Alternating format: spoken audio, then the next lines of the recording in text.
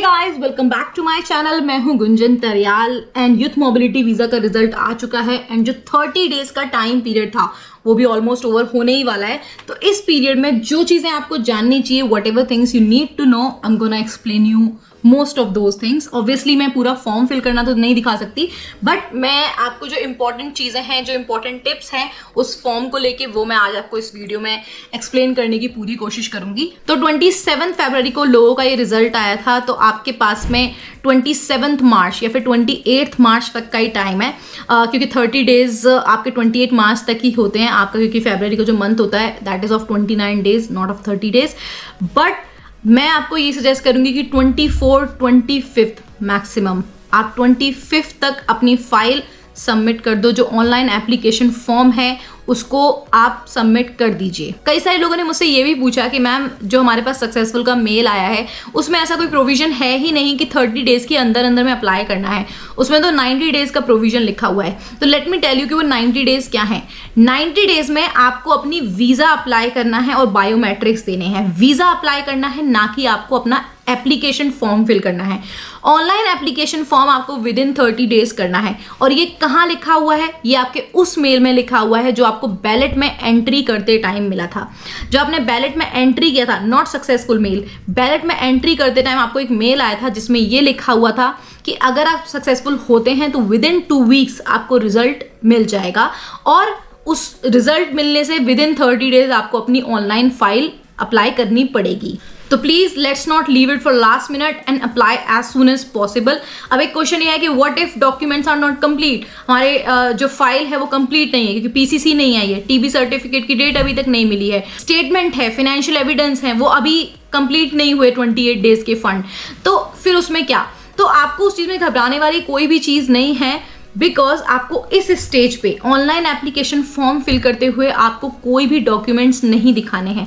आपका 27 फरवरी को आपका रिजल्ट आया था, आप 28 फरवरी को फॉर्म फिल कर सकते थे, कोई दिक्कत वाली बात ही नहीं है, क्योंकि आपको इस स्टेज में अपने कोई भी डॉक्यूमेंट शो नहीं करने। वो आपसे पूछेंगे क्या आप ये शो कर सकते हैं, देन यू हैव टू से yes, because you can prove that कि हाँ आपका जो क्लियरेंस है, जो पुलिस से क्लियरेंस है वो प्रॉपरली क्लियर है, आपके पास में रिक्वायर्ड ग्रेजुएशन है, वो सब चीजें आप प्रूव कर सकते हैं। बट इस स्टेज पे जब आप फॉर्म फिल करेंगे आपसे कुछ भी डॉक्यूमेंट अपलोड करने के लिए नहीं कहा जाएगा। ऑनलाइन एप्लीकेशन करते टाइम आपको सिर्फ 3 चीजें करनी होती हैं। फर्स्ट, आपको IHS की फीस पे करनी है, जो आपका इमिग्रेशन हेल्थ सरचार्ज है, जो कि 1552 पाउंड के इक्विवेलेंट है। और सेकंड, आपको अपनी वीजा की फीस पे करनी है, जो आप अपॉइंटमेंट ले रहे हो उसकी आपको फीस भी पे करनी है, 289 पाउंड जो होती है। एंड थर्ड थिंग, अपनी अपॉइंटमेंट लेना। तो ये 3 चीजें हैं जो आपको इस पीरियड में ऑनलाइन एप्लीकेशन फिल करते टाइम आपको करनी है। कोई डॉक्यूमेंट्स आपको इस टाइम पे शो करने की बिल्कुल भी जरूरत नहीं है। तो अब क्या क्या डॉक्यूमेंट्स हैं जो आपको अपने हैंडी रखने हैं while filling this online application form? तो इस फॉर्म को फिल करते टाइम आपको कुछ चीजें अपने पास में रखनी है। फर्स्ट है आपका अपना पासपोर्ट। सेकंड, आपके पेरेंट्स का पासपोर्ट। अगर आपके पास पेरेंट्स का पासपोर्ट नहीं है तो आप उनके आधार कार्ड को भी यूज कर सकते हो। आपको वहां पे कुछ भी अटैच नहीं करना, बट आपको जो नेम है वो उनके पासपोर्ट से मैच करता हुआ first preference.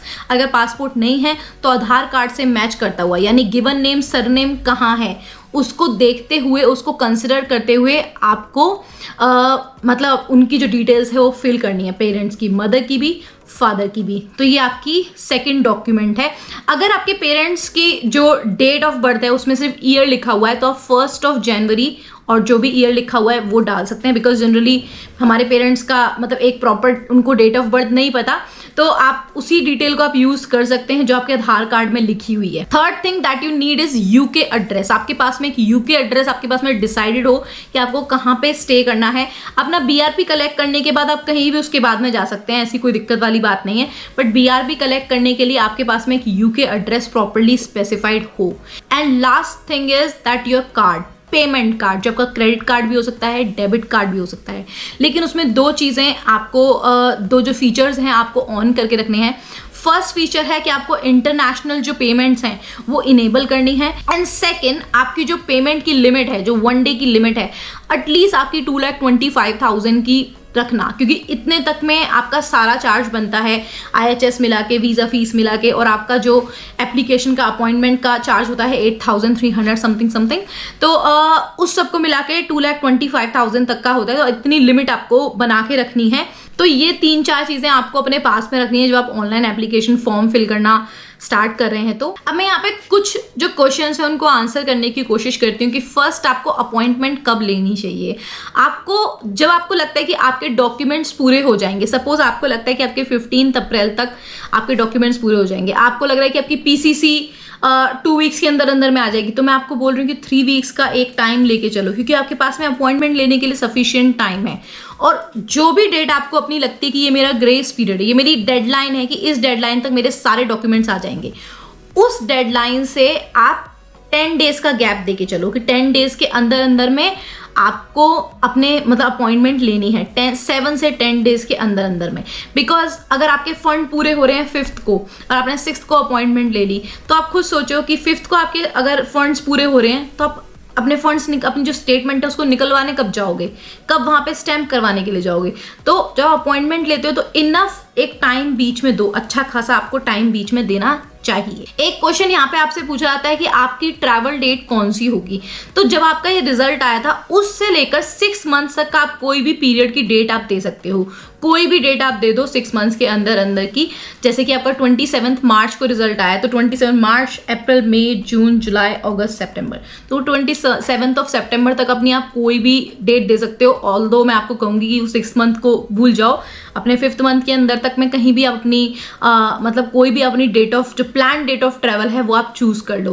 But it is important to know कि जो भी आप डेट देते हो एग्जैक्टली उसी डेट से आपका वीजा स्टार्ट हो जाएगा।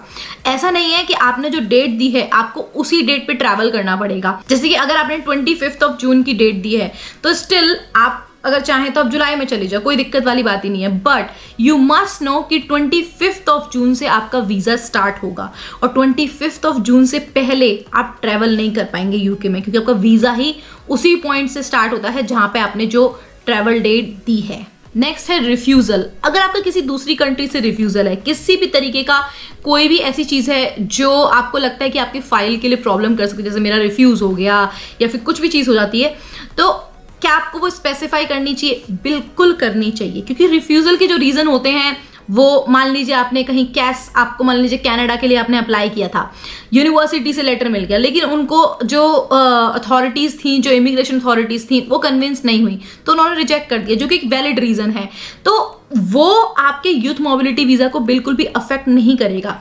जो यूथ मोबिलिटी वीजा में आपका सक्सेस जो है वो डिफाइन करती है कि आपके पास सक्सेसफुल का मेल आया हो और आपके पास एलिजिबिलिटी हो और जो रिक्वायर्ड डॉक्यूमेंट्स हैं वो कंप्लीट हो। नेक्स्ट इज कि अगर आप मैरिड हैं तो क्या आपको ये स्पेसिफाई करना चाहिए, क्योंकि इस वीजा पे डिपेंडेंट अलाउड नहीं है।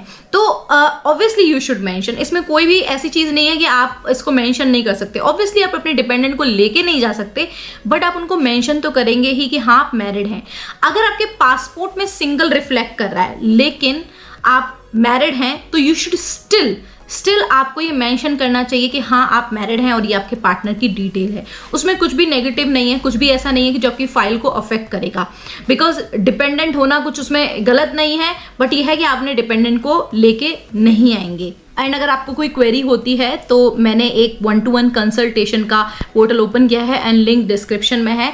आप मेरे साथ में 1-to-1 कंसल्टेशन बुक कर सकते हैं। आप मुझे इंस्टाग्राम पे रीच करिए। जनरली कोई एक छोटी मोटी अगर जैसे येस या नो की कोई क्वेरी होती है तो मैं उसको आंसर करने की कोशिश भी करती हूँ। But if you want to have a discussion, 1-to-1 consultation is the best option, जहाँ पे आप प्रॉपरली अपनी फाइल को डिस्कस कर सकते हो कि हाँ इस केस में क्या होता है, इस केस में क्या होता है। And I think this will really help you. So this was the video जहाँ पे मैंने छोटे छोटे जो इंपॉर्टेंट पॉइंट्स हैं इस फॉर्म को फिल करने से पहले वो मैंने आपके मेंशन करे हैं। बट स्टिल अगर अभी तक किसी को ये डाउट है कि फॉर्म हम 90 डेज के अंदर में फिल कर सकते हैं, प्लीज़ गेट ओवर इट, क्योंकि 90 डेज के अंदर में आपको अपनी एप्लीकेशन करनी है, VFS अपॉइंटमेंट करनी है। जो एप्लीकेशन फॉर्म है वो विदिन 30 डेज करना है, तो please do hurry up. So I hope this video helps you and see you in the next video.